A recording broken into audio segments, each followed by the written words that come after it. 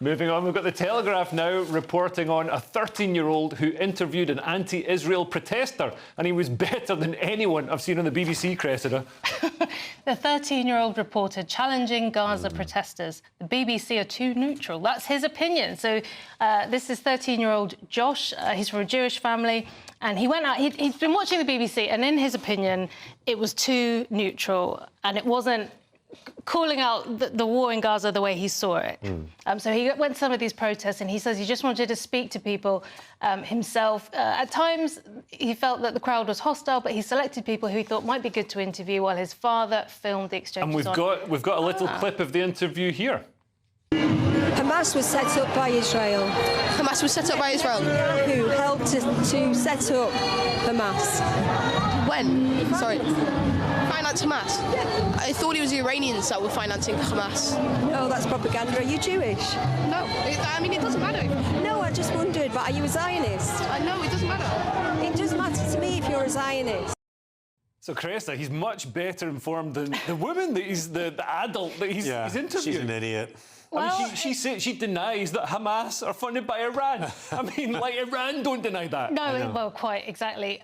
It's going to kill, isn't it, on social media? People love it. Some people like it. You know, like they get kids to sing in adverts, whatever. A child brings... not you, obviously, you hate it, but...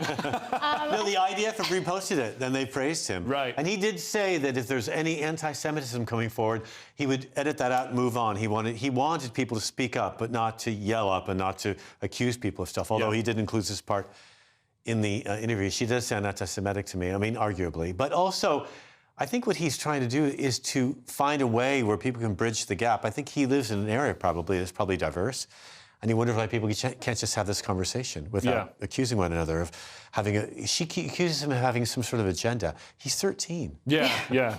It's insane.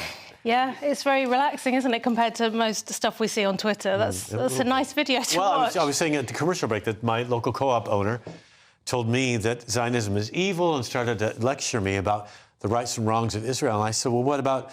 He didn't know who the Black Panthers were. Right. I mean, he's 24. So these people are really unskilled in reading. Well, we've seen so many times people being interviewed when they're on protests and, you know, not knowing what the phrase, what the slogan on the placard that they're waving what the means. What the sea is. Yeah, which river, which It's worse than TfL, see it, say it, sort it. They're not quite sure what's the slogan from the river to which river. Man, you can't bring it up in a comedy club. You criticize gays from Palestine, you get heckled. Oh, really? Yeah, they threaten to throw you off the roof.